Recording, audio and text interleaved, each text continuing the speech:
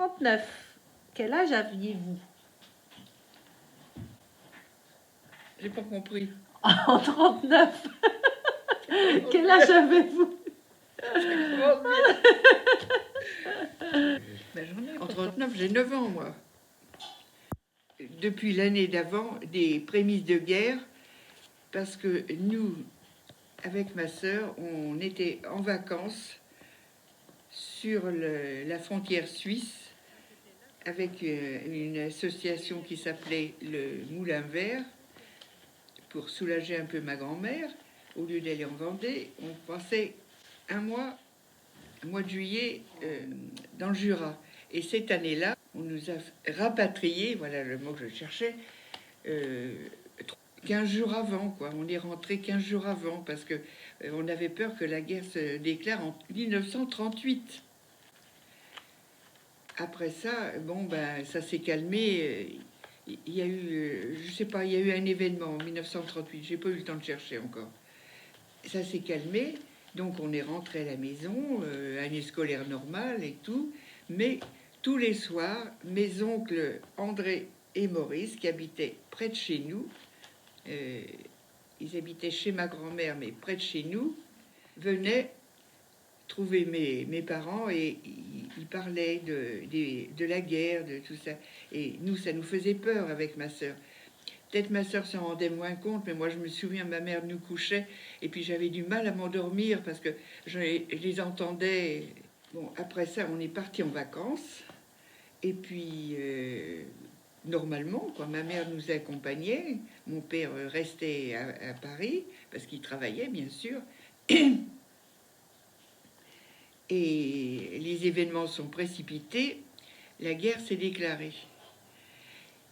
Et moi, je me souviens très très bien de la déclaration de la guerre parce que notre voisin de maison, à Saint-Étienne, il était maquignon. Alors c'était un homme qui avait de l'argent, il avait la radio. Et il n'y avait pas beaucoup de gens qui avaient la radio. Enfin, personne n'avait la radio dans ce moment-là. Et il avait réuni tous les gens dans sa cour. Il avait une grande cour. Il avait mis la radio et on écoutait ce qui allait se passer. Et il y a une voix qui a annoncé que la guerre était déclarée. Alors évidemment, tous les gens étaient catastrophés. Moi, je me souviens, ma mère s'est mise à pleurer. Mon grand-père, il y avait mon oncle qui était avec nous et mon grand-père. Mon oncle était passé nous chercher pour aller chez Moinet avec mon grand-père, puis moi, je les avais accompagnés. Et maman s'est mise à pleurer. Je comprenais pas trop pourquoi, moi. Puis je voyais que tout le monde était triste. On rentre à la maison, ma grand-mère nous attendait sur le pas de la porte, elle gardait ma petite sœur. Et puis, tout de suite, elle a compris au visage des gens que c'était grave. Alors, elle a dit à ma mère, Yvonne, tu fais tes valises. Demain, tu t'en vas, tu rentres, ta place c'est auprès de Clément. Alors elle nous a gardés, ils n'étaient pas jeunes, hein, mes grands-parents quand même. Ils avaient plus de 60 ans. C'était quand même une charge, deux gamines comme ça. Alors on est resté jusqu'à peu près au mois de novembre. Parce qu'après il s'est mis à faire froid, on n'avait pas de vêtements chauds parce qu'on était parti pour les vacances. Donc ma mère est revenue nous chercher. Et quand on est arrivé à la maison, la première chose que ma mère a faite, c'est de nous dépouiller. Moi j'étais pleine de poux. Je suppose que toute l'école en avait, quoi. Les gosses, c'était comme ça. Ce qui s'est passé après, c'est que, évidemment, les hommes ont été mobilisés les uns derrière les autres. Et mon oncle est parti, il a dû partir le 6e jour, parce que, comme il était un petit peu, enfin, âgé, il avait plus de 30 ans, et puis il avait une petite fille, donc il venait de se marier. Il s'est marié sur le tard. Il venait de se marier, il y avait 3 ans qu'il était marié, il y avait une petite fille qui avait un peu plus de 2 ans, donc ça le retardait. Et alors, je me souviens, ça je m'en rappellerai toute ma vie, quand il a été pour partir, parce qu'il n'était pas le seul ce jour-là, il fallait qu'il rejoigne la caserne à Nantes. Et les autocars partaient de Sables-d'Olonne, Nantes, ils faisaient un crochet par Saint-Étienne-du-Bois.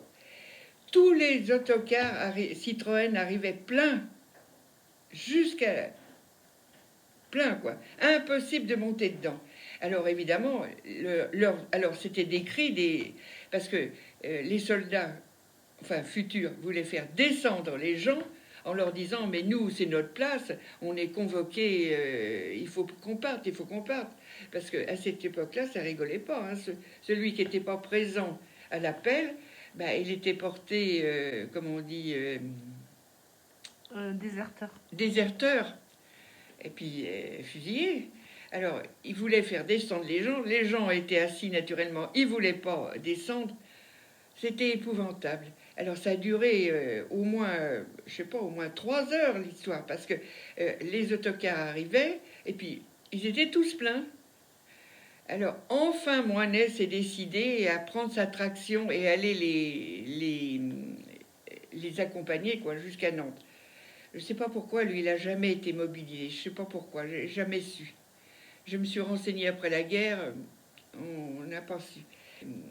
Ma grand-mère était particulièrement triste, enfin les autres aussi, bien sûr, mais ma grand-mère, parce qu'elle avait déjà perdu 2 fils au régiment. Alors elle voyait partir son 3e fils à la guerre en plus. On ne savait pas trop ce qui nous attendait. Alors, pauvre grand-mère, je la reverrai. Je crois que toute ma vie, je la reverrai parce que c'était tellement une scène de panique. Oh là. Alors, donc, on est resté jusque vers le mois de novembre. Pas de souvenir très précis, mais ma mère est venue nous chercher. On est rentré à Paris, toute contente, parce que les parents, quand on est petit surtout, il n'y a que ça qui compte. Et puis l'année s'est passée à peu près normalement, jusque vers le mois de mai, quelque chose comme ça. L'école était bancale parce que tous les instituteurs avaient été mobilisés, donc il n'y avait plus que des maîtresses. L'école a fermé beaucoup plus tôt.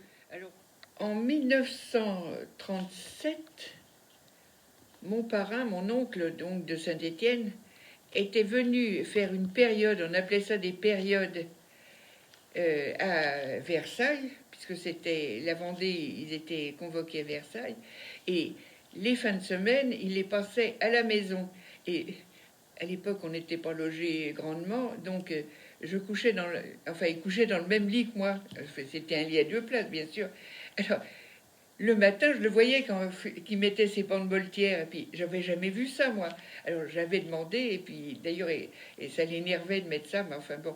Alors, je savais ce que c'était qu'un soldat, parce qu'il y avait des petites filles qui ne savaient pas, mais moi, je savais déjà ce que c'était. Et ce que je savais pas, c'était ce qui allait nous attendre. Alors, après ça, donc, l'année s'est passée. Et puis, au mois de juin, il y a eu un bombardement. Il me semble que c'est le 3 juin.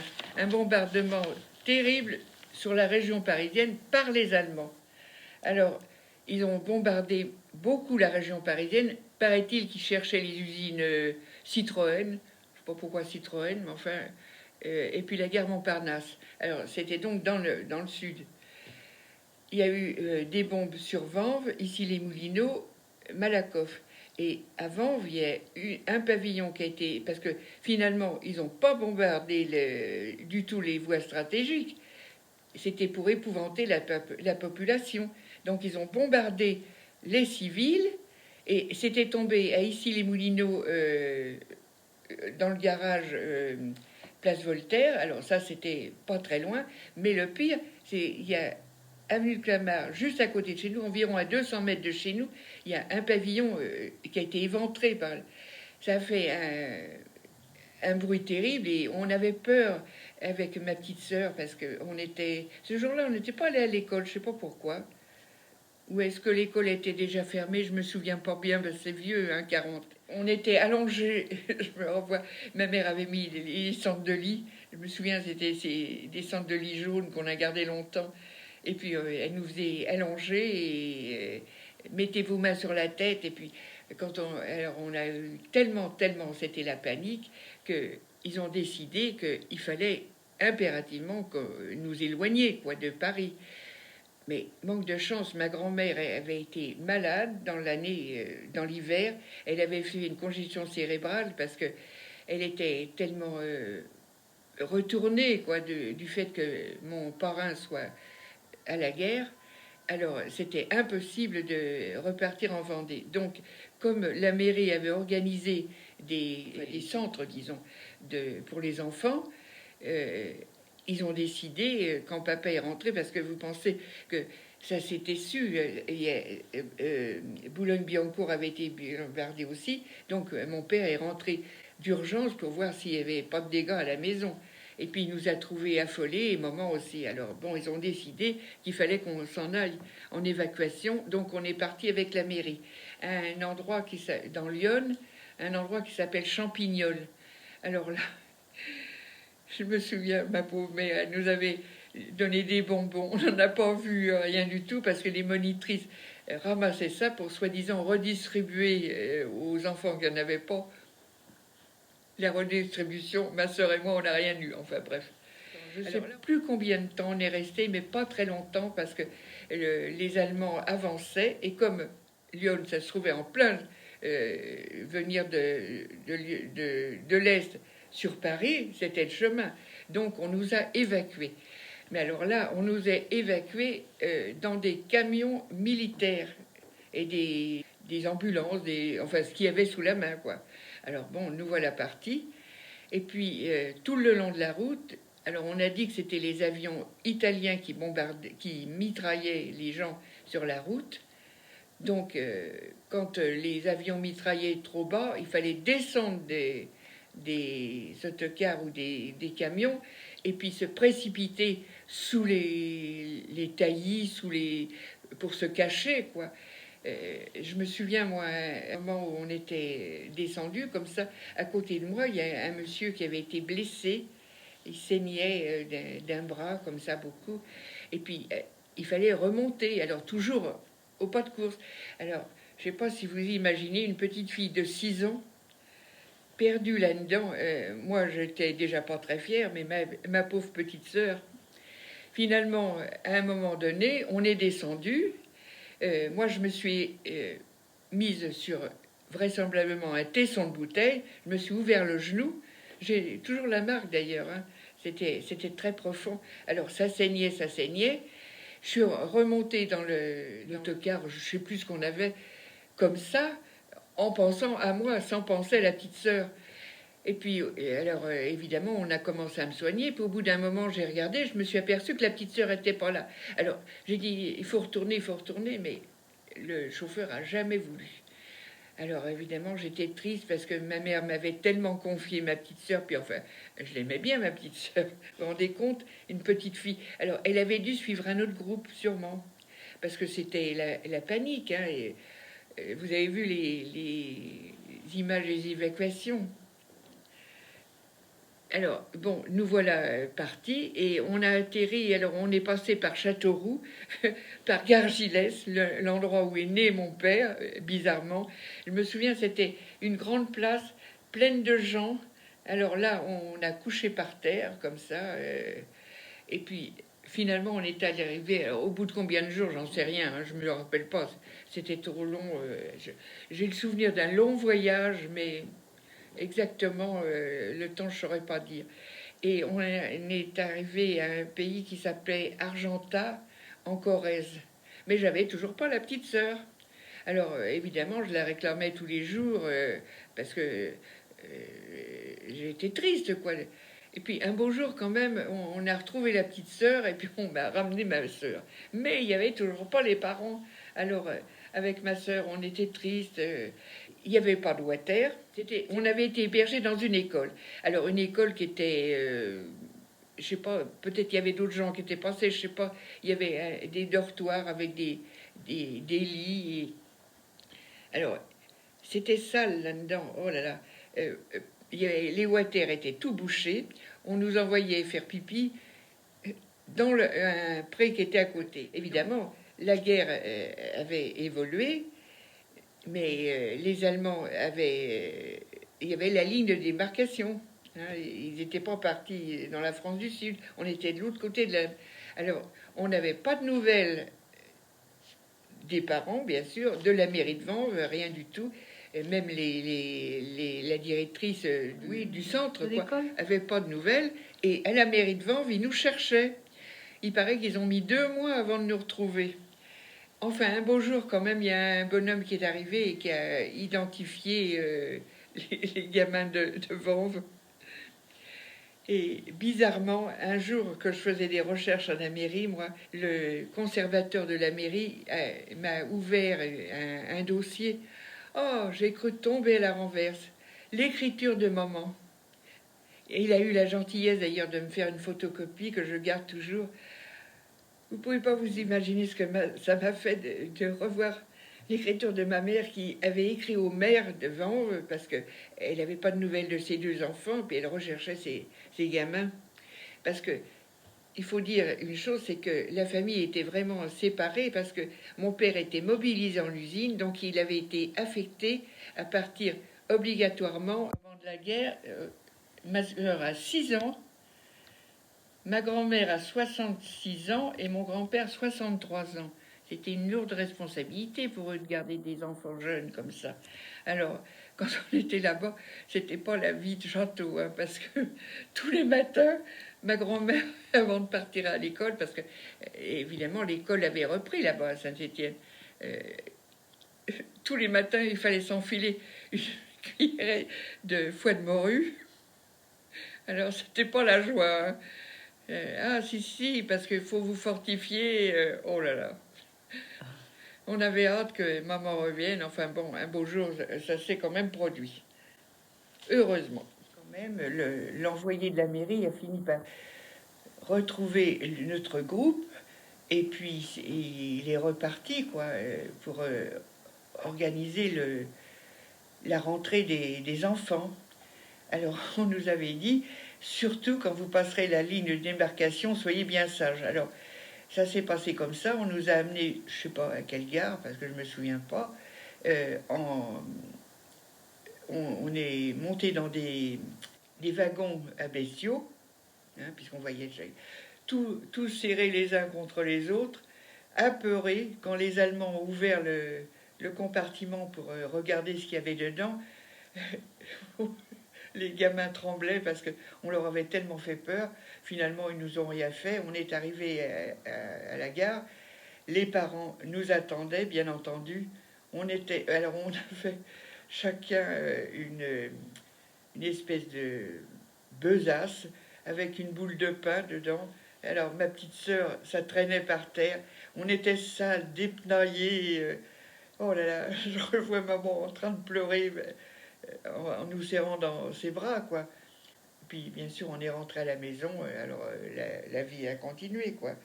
Alors évidemment, ça nous faisait peur parce qu'il y avait partout des Allemands et ça grouillait de partout. Et on avait un jardin, nous, à Vanves, un petit peu surélevé dans la rue de la République, juste à un tournant, surélevé par rapport à la rue. Et il y avait un cantonnement des Allemands à l'équipement militaire, c'est-à-dire en face le parc de Vanves. Alors, ils passaient dans la rue en chantant, parce que c'était des jeunes, et on avait peur, nous, avec ma soeur. Après, on en avait pris l'habitude. Des fois, ils nous envoyaient des oranges, d'ailleurs. Et ma mère voulait pas qu'on les mange, parce qu'elle disait, oh non, des fois qu'elles soient empoisonnées. Sûrement pas, parce que c'était des choses... Ils voyaient des gosses qui... C'était des jeunes, quoi. Maintenant, on relativise. À l'époque, évidemment, c'était les ennemis, mais maintenant, je me dis, c'était des pauvres types comme les nôtres, quoi. Non, les Allemands ont réquisitionné le lycée Michelet. Ils ont installé sur le toit du lycée une DCA. Si bien que quand il y a des alertes de la part des Anglais ou des Américains, enfin des Anglais, à l'époque, les Américains ne sont pas encore en guerre, la DCA tire. Alors, dans la nuit, je vais vous dire que ça résonne de partout, évidemment, parce qu'il y a moins de construction qu'il y en a maintenant, et c'est vraiment... ça fait peur, quoi, surtout à des enfants. La vie passe, il faut bien... Hein, on a repris l'école. Tous les jours, enfin toute la famille écoute la radio anglaise, malgré le brouillage, parce que il y a un brouillage que font les Allemands, alors il faut coller l'oreille au poste, parce que évidemment il faut éviter que les voisins le sachent. Apparemment tout le monde le fait, mais bon, comme il faut se méfier de tout le monde, alors on est tous groupés là en train d'écouter la radio, Maurice Schumann. C'est ça, vous disiez que tout le monde avait peur de tout le monde et qu'il y Ah avait oui, tout le monde a peur de tout le monde, et des parce que dénonciations pour on a rien. beau connaître ses voisins, il y a tellement de gens qui ont été dénoncés comme ça pour un rien. Hein. Il paraît qu'après la guerre, quand ils ont ouvert les archives, il y avait des centaines de lettres de gens qui dénonçaient d'autres gens. D'ailleurs, il y a eu des gens qui ont été arrêtés, il y a eu des procès. Quand on lit les archives, là, c'est épouvantable de penser ça, au lieu de se serrer les coudes. Enfin bon. Alors comment ça se passait à l'école justement? Alors, ça doit être en 42, je pense, d'après mes souvenirs, parce que évidemment, c'est un petit peu flou tout ça. Un jour, la directrice de l'école, mademoiselle Molière, rentre dans la classe et elle tenait par la main une petite fille. Alors, elle nous explique que c'est une petite fille qui vient, on ne sait pas trop d'où, des pays de l'Est, Roumanie, Bulgarie, Tchécoslovaquie, on ne sait pas trop où. Et qu'elle va maintenant étudier en France, qu'elle est arrivée là, quoi, qu'elle va étudier là. Et puis alors, elle cherche à côté, à qui la mettre. Et moi, comme j'étais bavarde, c'était des tables à deux. Alors, elle dit, ah bah tiens, Monique, je te la confie. Finalement, cette petite fille, qui s'appelait Martha Metsch, est devenue vraiment ma copine, quoi, parce que c'était elle était d'abord jolie comme tout, elle parlait un français impeccable, malgré qu'elle ne soit pas française, et puis une gentille fille, mais pas très bavarde, elle racontait pas beaucoup ses affaires. Et puis un beau jour, ma Martha, plus de Martha. Alors, bien sûr, on s'inquiète dans la classe. Martha est pas là, Martha est pas là. Alors on demande à la maîtresse et elle nous dit non, non, vous inquiétez pas, vous inquiétez pas. Elle est rentrée dans son pays. Bon, on était enfants, on l'a cru. Et c'est longtemps après, vers les années, je dirais bien 1950, même peut-être plus tard, que j'ai appris que cette pauvre Martha Metsch avait été, enfin, les parents avaient été dénoncés, c'était des juifs, et fait partie d'un convoi. Alors, on m'a donné le numéro du convoi, voilà, numéro 66. Alors, elle a été gazée avec son père, qui avait déjà été ramassé avant, mais là sont partis sa maman, son petit frère, qui avait 6 ans, et puis Martha. Et c'est épouvantable quand on pense à ça, vraiment. On voit pas ce qu'un petit bonhomme de 6 ans peut faire. Alors, un certain maire à Vanves, Janvier, a fait installer une stèle à Vanves, là, sur le plateau, à côté de la poste, où sont reportés le nom de tous les gens qui ont été traqués par les Allemands, disons. Évidemment, il y a le marché noir qui s'est installé. Et ils vendent entre autres des tickets, des faux tickets. Et ma mère, qui travaille maintenant chez une nouvelle patronne, Madame Soref, fait acheter par mon père des tickets parce que Madame Soref fait, enfin, de la résistance, reçoit des gens. Il faut bien les nourrir, tous ces gens-là. Hein, alors, bon, donc papa rapporte souvent des tickets. Oh là là, quelle vie quand j'y pense. Alors, on habite un petit immeuble. Alors, à côté, on a la famille Lahaye et un petit peu plus loin, la famille Mortier. Et le fils, Raymond Mortier, qui a 20 ans, est parti travailler en Allemagne, mais volontaire. Et manque de chance, ce pauvre gamin, parce que c'est quand même un gamin à 20 ans, a été tué dans un bombardement de son usine. Mais néanmoins, il est noté comme déporté sur la plaque avant, mais il n'a jamais été déporté. C'était une adhésion volontaire. Il n'avait pas de boulot, bon, ben, il est parti travailler là-bas. Enfin. Et puis, dans cette même année, en 43, on a appris l'arrestation d'une ancienne patronne de ma mère, Madame Veille de Boutière, juive aussi, qui a été cueillie comme ça. Elle rentrait chez elle, deux inspecteurs l'ont amenée, elle a même jamais revu ses enfants. Alors, dans la foulée, là, je m'étais inquiétée de savoir ce qu'elle était devenue. Alors, j'ai appris donc qu'elle avait fait partie du convoi numéro 48 pour être transportée en Allemagne. Ah ben, elle a été gazée, on l'a jamais, elle n'est jamais revenue. Jamais revenue. En 44, moi j'avais attrapé une congestion pulmonaire dans les abris, parce qu'il faut dire que depuis 43, les alertes s'intensifiaient, et puis quand on était à l'école, il fallait sortir. Ah oui, quelque chose que j'ai oublié de dire aussi, c'est ça. En 1939, on nous avait distribué des masques à gaz. Et quand on avait été les essayer, la personne qui les essayait avait oublié d'enlever la capsule et puis avait enfilé à ma petite sœur. Et puis ma sœur commençait à tomber dans les pommes comme ça. Alors on lui enlève le masque à gaz, on le retourne, on s'est aperçu que décidément on lui en voulait à cette pauvre Colette. Alors, ces masques à gaz, évidemment, tous les jours, il fallait les emporter à l'école parce que la directrice, mademoiselle Molière, y veillait. Si vous n'aviez pas votre masque à gaz, vous rentriez pas à l'école. Et puis, chaque classe avait un endroit dans le préau pour déposer ses masques à gaz. Seulement, il fallait les reconnaître.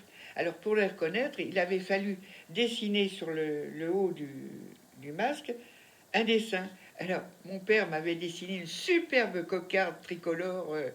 Alors, hop, je voyais tout de suite mon masque à gaz. Ma sœur, je me souviens pas ce qu'elle avait. Nous, en 43, on est parti en vacances chez ma tante Raymonde longtemps parce que l'école finissait de bonne heure, elle reprenait pas tellement. Enfin, évidemment, le ravitaillement était pas terrible. Enfin, nous, on n'a jamais eu à se plaindre parce que justement, ma tante qui avait un caractère de cochon, elle était réputée dans la famille, avait par ailleurs un cœur d'or. Toutes les semaines, elle nous envoyait un colis. Toutes les semaines. Et un jour, c'était un colis d'œufs. Et la dame qui... Parce que à l'époque, les gens n'avaient pas de voiture. Alors, elle poussait une charrette, je ne sais plus comment ça s'appelle, ça, à 3 roues pour transporter ses colis. Et elle devait trouver qu'on en avait souvent, nous, ça devait être ça. Alors, elle arrive, le colis était tout cabossé, c'était des œufs, ça avait coulé. Oh là là. Alors après, papa avait confectionné une boîte, alors on renvoyait la boîte vide à ma tante, qui la renvoyait pleine.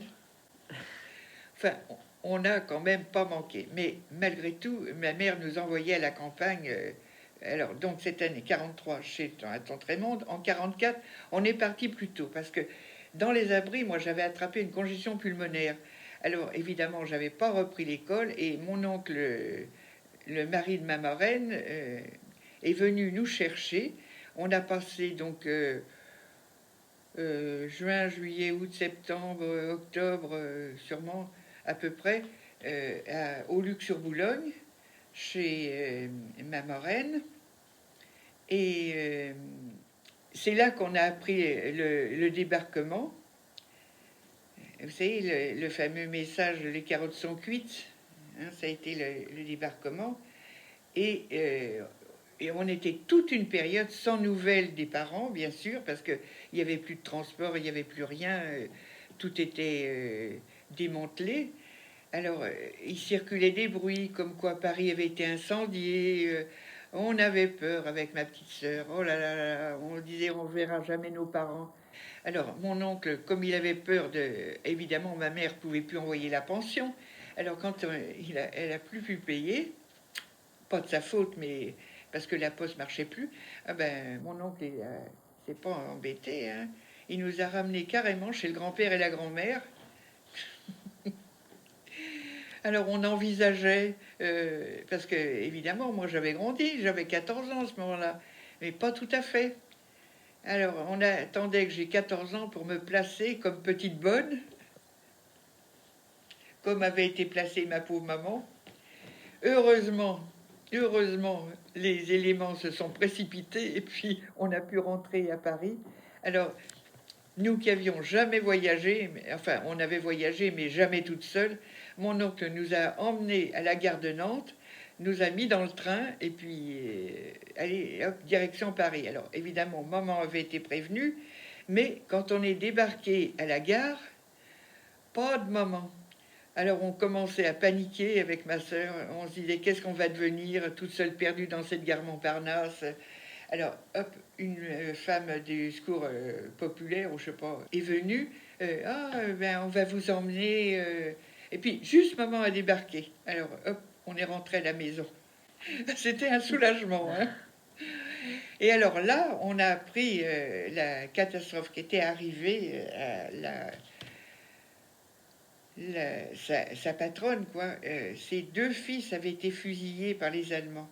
Et ça nous a, on peut dire, gâché notre jeunesse. Enfin, nous, c'était quand même que des gens qu'on connaissait, parce qu'on les connaissait très bien. Mais toute notre vie, on a trimballé ça, quoi, parce que encore maintenant, moi, je reçois des papiers pour aller aux cérémonies qui ont lieu dans le Loiret, puisque ça s'est passé dans le Loiret.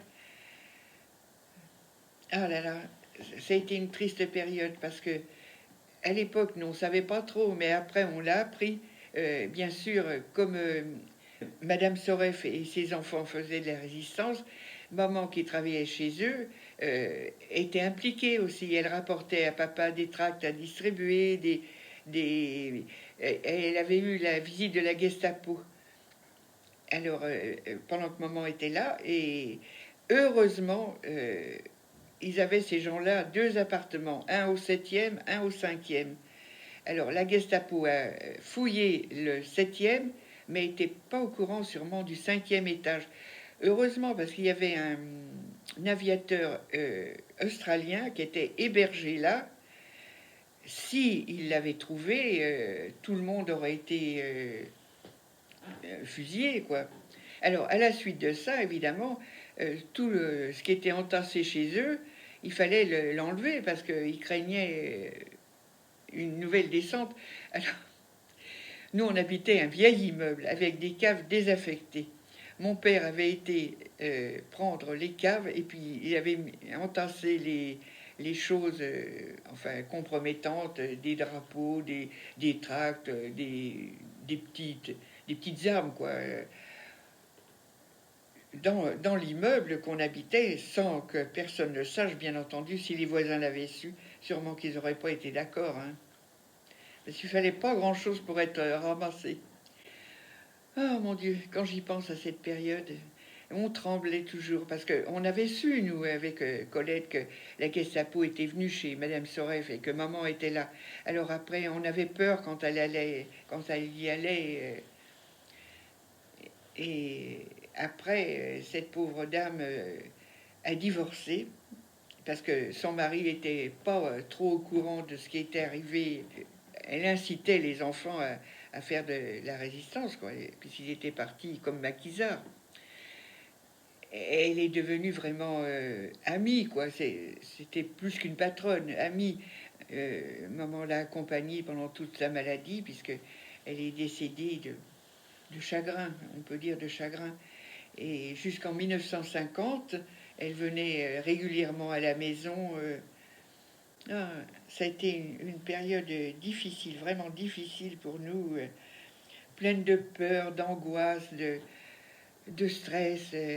Alors c'est toute l'adolescence qui a été comme ça, hein, parce que Madame Soref est morte en 1950. On peut dire que de 39 à même 38, parce que je me souviens qu'en 38, moi j'étais petite fille, mais j'avais peur quand mes oncles sont partis sur le front et tout ça. Je comprenais pas trop ce qui se passait, mais ça a été vraiment une période de ma vie difficile, quoi. Enfin, c'est passé. J'espère que ça se reproduira jamais parce que c'est tellement dur, la guerre. Oh là là. les bombardements. Racontez-moi les tickets de rationnement aussi. Vous vous souvenez? Ah bah oui, il y avait différents tickets, suivant qu'on était adulte, vieux ou enfant. Alors moi j'étais passée de la catégorie J2 à J3. Alors quand j'étais J3, après, ça allait mieux parce qu'on avait un petit peu plus de rationnement. Donc, parce que nous, on était d'une famille, on mangeait beaucoup de pain. Et ça, le pain, c'était terrible. Il était rationné. Mon père en manquait, quoi. Alors, du fait qu'on avait un petit peu plus, mais je ne sais pas si vous vous rendez compte que à quel point c'était chez ma grand-mère Chavigno. Il y avait donc mon grand-père, ma grand-mère et mon oncle. Comme mon grand-père mangeait beaucoup de pain et puis qu'il avait une carte V, hein, parce que c'était des gens âgés évidemment, il n'avait pas beaucoup de rations. Alors Maurice et la grand-mère cachaient leurs morceaux de pain à eux pour pas que le grand-père mange leur pain. C'était... Oh, quand on y pense. Il y avait des tickets pour tout, pour les chaussures. On avait droit à une paire de chaussures par an ou quelque chose comme ça.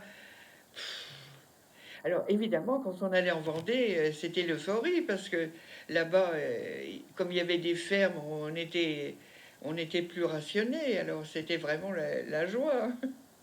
Alors ils étaient gentils, le grand-père et la grand-mère Nolo. Chaque fois qu'on rentrait, ils s'étaient débrouillés pour qu'on rapporte un jambon. Alors pendant plusieurs semaines, on pouvait manger mieux, quoi. Et puis, mon grand-père, à l'époque, mon grand-père nous envoyait tous les ans une barrique de vin. Alors, mon père allait avec une brouette à la gare de Clamart, parce que la gare de Clamart, c'était un centre de marchandises. Ça a duré longtemps, d'ailleurs. Chercher son vin. Et alors, il était fort, hein, parce qu'une barrique de 225 litres, ça devait être très lourd, sûrement. Il rapportait ça à la maison. On descendait ça à la cave. Alors, la libération pour finir, est-ce Alors, que ça a été un beau la souvenir quand même? libération, ma sœur et moi, on l'a pas vue, hein, parce que on était en Vendée, mais ce qu'on a vu après, c'est l'année d'après, l'armistice. Alors là, c'était l'euphorie, l'euphorie. On avait réussi à traîner mon père jusque dans Paris, parce que tous les gens étaient sortis dans la rue. Ma mère avait confectionné un drapeau bleu, blanc, rouge, que j'ai toujours d'ailleurs, qui est à Fontaine, avec des vieux torchons, et on mettait ça à ses fenêtres. Et puis, on avait réussi à traîner papa dans Paris. Tout le monde dansait, tout le monde...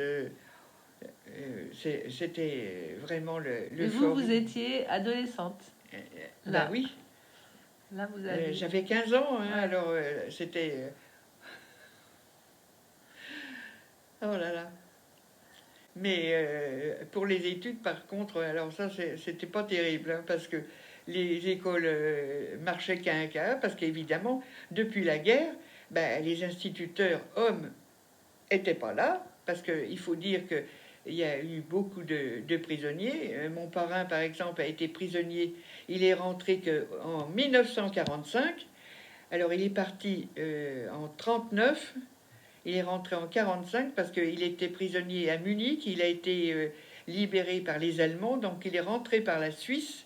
Donc longtemps après les autres sont rentrés. Enfin, il n'était pas tout seul évidemment, mais il y a beaucoup qui ont été libérés par les Français ou les Américains. Donc ils sont rentrés en 44. Mais lui est rentré au mois de mai 45. Alors c'était long, hein, parce que on n'avait pas de nouvelles. C'était ça, c'était ça aussi qui créait la panique beaucoup, parce que les gens avaient pas de nouvelles entre eux. Alors on s'imagine le pire. Je pense d'ailleurs que quand j'y réfléchis, je me dis ça, je me dis finalement, cette angoisse que j'ai dès que les miens s'en vont un peu loin ou que j'apprends quelque chose, cette angoisse qui me prend, ça doit venir sûrement de là, parce que toute la, enfin, ma grande enfance, mon adolescence a été ponctuée par des événements terrible, quoi. La guerre, c'est affreux, hein. On apprenait que tel ou tel était parti ou à moitié prisonnier. Par exemple, le mari de ma tante Raymonde, mon oncle Octave, il était pris tous les jours. Ils habitaient la Motachar, tous les jours, il y avait des camions qui venaient les chercher et ils s'en allaient construire le mur de l'Atlantique. Il n'était pas question de ne pas se présenter. Les Allemands venaient vous chercher, hein. Alors tout le monde a été touché dans toutes les familles. Alors ça n'a pas été une tuerie comme la guerre de 14, mais c'était plus insidieux. Parce qu'en 14, quand même, les Allemands ont pas occupé, ont occupé si, le nord de la France, mais pas la France entière. Parce qu'évidemment, tant qu'il y a eu la zone libre, les gens sont réfugiés en zone libre. Mais un beau jour, les Allemands ont envahi, c'est en 42 je crois, hein, le 11 novembre 42 il me semble que c'est. Ils ont envahi le sud de la France, passé la ligne de démarcation. Alors là, les gens ne pouvaient plus se sauver, ne pouvaient plus se cacher.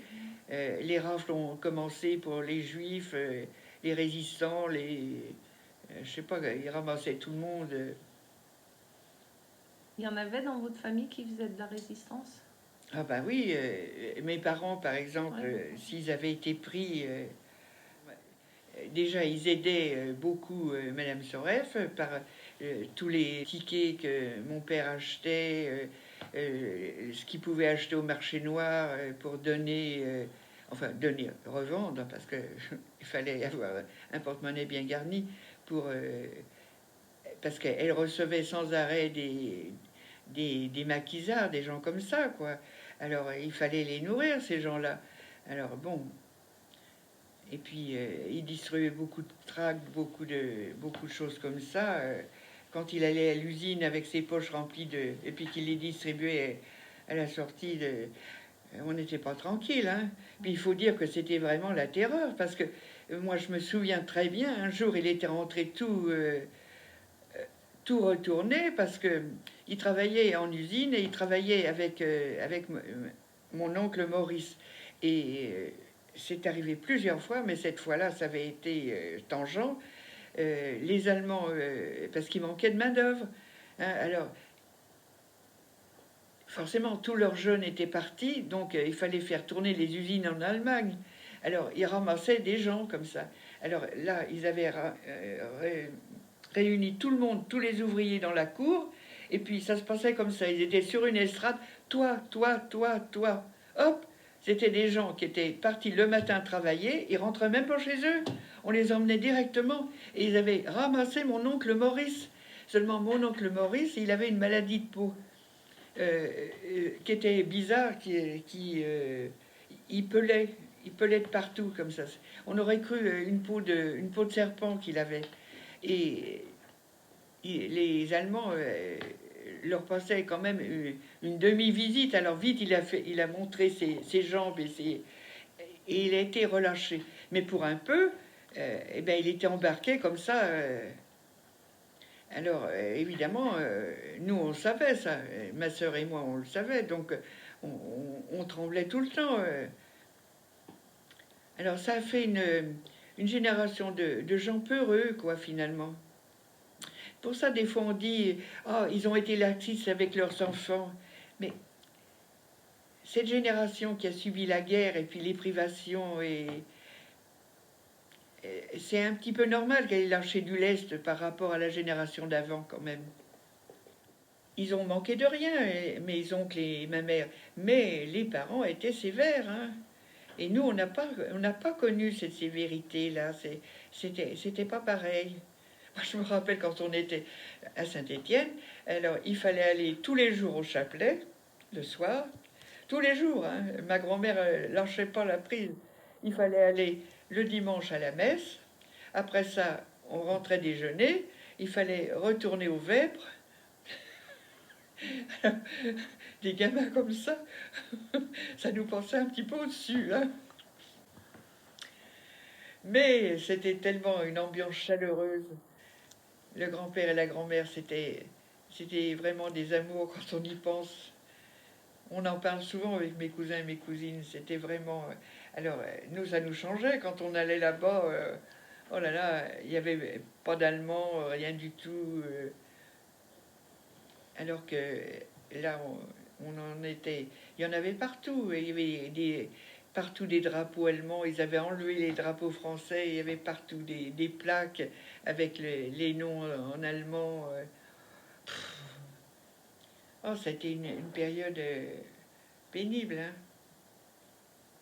Alors, on apprenait que dans telle famille, tiens, un tel avait été ramassé. Et alors, il y avait des gens aussi qui faisaient du marché noir qui étaient ramassés, hein, parce que avant, voilà, il y a eu des gens qui se sont fait passer pour résistants alors qu'ils n'étaient pas résistants du tout. Mais enfin bon, parce que c'est facile aussi de raconter n'importe quoi, hein. Ouais. Après-guerre, ah oui, c'est ça aussi.